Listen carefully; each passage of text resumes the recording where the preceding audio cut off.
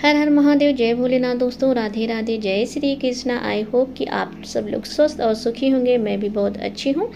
बस इस समय काम थोड़ा सा ज़्यादा है, इसलिए मैं वीडियो जल्दी नहीं अपलोड कर पाती हूँ। मेरी कुकिंग की जो चैनल है उसमें भी मैं वीडियो जो है बहुत जल्दी नहीं डाल पाती हूँ। फिलहाल मैंने बहुत कोशिश करके ये वीडियो जो है आप लोगों के लिए मैंने तैयार किया है। तो फ्रेंड्स, आज का जो वीडियो है वो धन वर्षा पोटली पर है। दीपावली की रात में जो है हम धन वर्षा पोटली का जो निर्माण करते हैं वो कैसे करें, उसके करने से क्या होता है। फ्रेंड्स, पोटली का निर्माण करने से पहले हम थोड़ा सा समझ लेते हैं। जिस प्रकार से हम खुद को सुंदर बनाने के लिए हम अपना श्रृंगार करते हैं, उसी प्रकार से हम अपने भाग्य को सुंदर करने के लिए, यानी अपने भाग्य को सुंदर बनाने के लिए ये छोटे छोटे जो उपाय होते हैं, विशेष तिथियों में ये करो वो करो, इससे क्या होता है, हमारा भाग्य जो है वो अच्छा होता। जब हमारा भाग्य अच्छा होगा तो जो धन के साधन होते हैं वो अपने आप ही जो है उसके रास्ते खुल जाते हैं।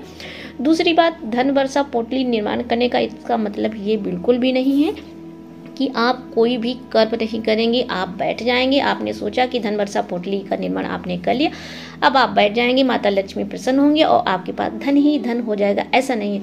आपको कर्म तो करना ही पड़ेगा, क्योंकि जब तक आप कर्म नहीं करेंगे आपके पास 1 रुपया नहीं आएगा। खाना खाने के लिए आपको जो है पहले खाना बनाना पड़ता है, उसके बाद जो है आपको ही खाना पड़ेगा। इसलिए जो है आप ये समझ लीजिएगा, जो आप ये उपाय कर रहे हैं उसके लिए आपको कर्म तो करना ही पड़ेगा। बस इन सब उपायों से होता क्या है कि जो हमारे धन आने के रास्ते होते हैं वो खुल जाते हैं। वो खुलते कैसे हैं, जो हमारे सोचने का नज़रिया होता है वो बदल जाता है। फिर सारा खेल जो है वो सोचने का है। जब हम अच्छा सोचते हैं तो हम एक अच्छे इंसान होते हैं, जब हम बुरा सोचते हैं तो हम क्या है, एक बुरे इंसान होते हैं। और जैसा हम सोचते हैं वैसा ही करते हैं। जब आप बुरा सोचकर बुरा करेंगे तो आपके साथ बुरा ही होगा। अब अच्छा सोचकर अच्छा करेंगे तो आपके साथ हमेशा अच्छा ही अच्छा होगा। अच्छा, धन आने के रास्ते कैसे खुलते हैं, कैसे बनते हैं? जैसे आप जॉब कर रहे हैं या आपका कोई बिजनेस है, आप अचानक आपके माइंड में आपने एक दिन अचानक सोचा कि जो है हमें साइड में ये वाला भी बिजनेस करना चाहिए। आप जॉब करते सोचता कि मेरे पास टाइम थोड़ा रहता है, हमें थोड़ा सा ये वाला भी बिजनेस डाल देना चाहिए। उससे क्या होता है कि आपने सोचा तो आपने वो काम किया, उससे क्या होगा, धन आने के जो रास्ते हैं वो खुल जाते हैं। जैसे मेरे 3 चैनल हैं, तो मैंने एक ही चैनल खोला था, दूसरे और तीसरे का कोई भी ख्याल नहीं था। दूसरा चैनल मैंने जो है ऐसे ही डाला था, शॉर्ट वाला, तो और फिर अच्छा सा चल गया।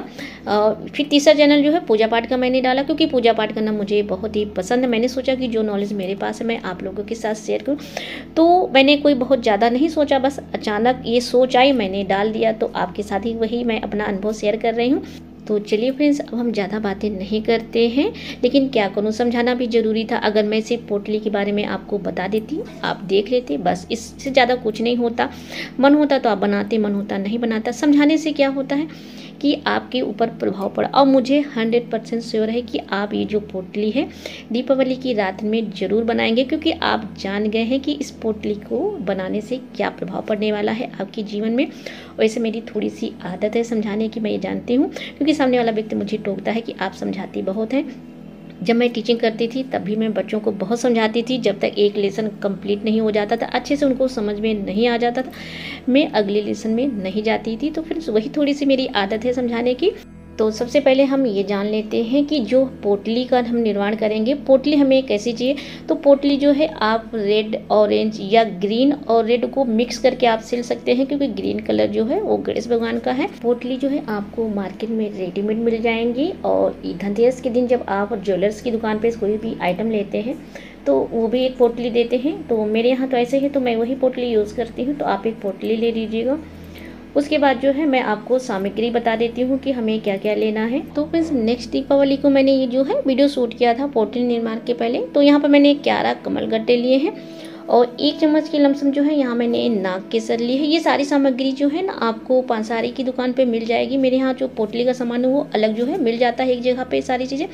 2 मैंने जो है सुपारी ली है और 1 जो है ये लघु नारियल है और 2 जो है मैंने यहाँ पीली कौड़ी ली है। 5 भी ले सकते हैं हम, 2 मैंने ली है। अगर पीली कौड़ी आपके पास ना हो, सफ़ेद हो, तो केसर से जो मैंने कलर करके पहले से ही सुखा लीजिएगा। 2 जो है मैंने गोमती चक्र लिया। और ये है हल्दी, तो ये काली वाली हल्दी है। अगर काली हल्दी आपके पास ना हो तो पीली ले लीजिएगा। और 2 मैंने यहाँ कंजा लिया। इसके बाद ये है सतावर, तो 11-5 जो है आप इन्हें भी ले लीजिएगा। और अगर गीली हो तो आप इन्हें जो है पहले से ही सुखा कर रख लीजिएगा। और 11 यहाँ मैंने लाल रत्ती ली है, आपको सफ़ेद काली रत्ती मिल जाती है, वो भी जो है आप ले लीजिएगा। और एक सिक्का जो है यहाँ चांदी का हमें लेना है, तो इसमें गणेश और लक्ष्मी जी है बैठी अवस्था में होना चाहिए।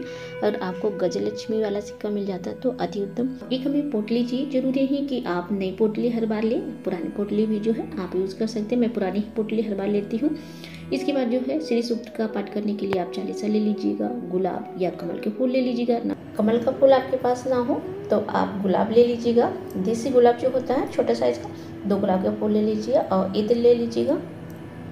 इनमें से हमने जो भी सामग्री आपको बताई है, इनमें से बहुत सामग्री आपके पास नहीं है या आपको इजीली नहीं मिल पाई, तो इसकी जगह जो ना आप और भी सामग्री ले सकते हैं। संख्या जो है आप 11, 21 या फिर 13 रख सकते हैं। तो यहाँ जो है हमने सिक्का मिलाकर 11 चीज़ें ली हैं। फूल को यहाँ नहीं मतलब हमने काउंट किया है। तो चलिए आप क्या ले सकते हैं, अगर इनमें से आपके पास कुछ सामग्री नहीं, जैसे आप काला चावल ले सकते हैं, लेकिन काला चावल ईजिली नहीं मिलता है। जो नॉर्मल चावल होते हैं बस टूटे नहीं होने चाहिए, उन्हें जो है हल्का सा केसर से या कुमकुम से कलर कर लीजिएगा। उन्हें सूखने के लिए रख दीजिएगा छाया में, क्योंकि चावल जो है धूप में नहीं सुखाया जाता है। चावल जो है जब आप धूप में सुखाएंगे तो वो टूट जाते हैं। तो जो है उन्हें कलर करके रख दीजिएगा। जब सूख जाए तो 1 चुटकी चावल ले लीजिएगा। और साबुत धनिया, जो धनतेरस के दिन हम धनिया लाते हैं साबुत हरी धनिया, तो उसे जो है आप 1 चम्मच की लमसम ले लीजिएगा। और 2 लौंग आप ले सकते हैं, 2 हरी इलायची ले सकते हैं। हत्था जोड़ी आती है लेकिन ओरिजिनल नहीं मिलती, तो उसे तो आप छोड़ ही दीजिएगा। आप लाल या सफ़ेद चंदन ले सकते हैं, लकड़ी वाला बुरादा वाला नहीं लेना है। सुगंध कोकिला आती है, उसे आप ले सकते हैं। 11 या 5 की संख्या में बहुत ही उसमें सुगंध होती है। तो इस प्रकार से जो है आप सारी सामग्री को पहले जो है एक दिन अच्छे से धूप में सुखा लीजिएगा, क्योंकि हमें इन्हें साल भर रखना होता है तो वो ख़राब ना हो। तो अब हमें क्या करना है, पूजा कैसे करनी है। तो सारी सामग्री को आप जो है जब लक्ष्मी पूजा करेंगे संध्या के समय प्रदोष काल में, तो सारी सामग्री को जो है आप एक प्लेट में रख लीजिएगा। तो सबसे पहले जो है दीपावली की आप अपनी पूजा कर लीजिएगा, यानी प्रदोष काल में दीपावली की जो हम पूजा करते हैं गणेश, लक्ष्मी, कुबेर जी की, तो आप जैसे भी करते हो उनकी पूजा कर लीजिएगा। इसके बाद जो है माँ भगवती का ध्यान कीजिएगा, उनसे जो है प्रार्थना कीजिएगा कि हे माँ भगवती, आपकी प्रसन्नता के लिए, आपकी कृपा प्राप्ति के लिए इस घर में आपका सदैव स्थायी वास रहे। इसलिए जो है मैं इस पोटली का निर्माण कर रही हूँ या करने जा रही। अपनी कृपा जो है सदैव इस घर पर, मेरे घर परिवार पति बच्चों पर बनाए रखना। सबसे पहले जो है गंगा जल का प्रोक्षण जो आपने सामग्री रखी उस पर कीजिएगा, जो पोटली रखी है उस पर कीजिएगा। इसके बाद जो सिक्का हमने लिया है उसके ऊपर जो है थोड़ा सा हमें कुमकुम, रोली, अक्षत, धूप दीप दिखाना है, यानी माँ लक्ष्मी का स्वरूप मानकर हमें जो है इसकी भी पूजा करनी है। और कमल और गुलाब के जो आपने पुष्प लिए हैं उन्हें जो है माँ को आप समर्पित करेंगे। जो भी आपने सामग्री रखी उनके ऊपर भी आप थोड़ा सा कुमकुम रोली लगा सकते हैं। और जो पोटली रखी है आपकी ना, उसके ऊपर आप चाहें तो एक स्वास्तिक भी बना सकते हैं, जैसा आप चाहें। इसके बाद जो है आप इसकी पूजा करने के बाद आप चाहें तो इसे ऐसे ही रखा रहने दीजिएगा। लेकिन सबसे उत्तम क्या होगा कि जो आपने पोटली ली है इसमें थोड़ा सा आप इत्र डालिएगा, क्योंकि जो पोटली है वो खुशबूदार हो जाएगी। इसके बाद जो है महालक्ष्मी का ध्यान करते हुए पहले जो है हमें इसमें पुष्प रखना है आसन के लिए। जो आपने गुलाब लिए हैं या गुलाब की पंखुड़ियाँ हैं उसमें डाल दीजिएगा माँ को आसन के लिए। तो इसके बाद जो है गुलाब की पंखुड़ियाँ रखिएगा, सिक्का रख दीजिएगा, सीधा रखिएगा जिधर गणेश लक्ष्मी जो है आपको दिखे सीधी अवस्था में, उसमें रख दीजिएगा।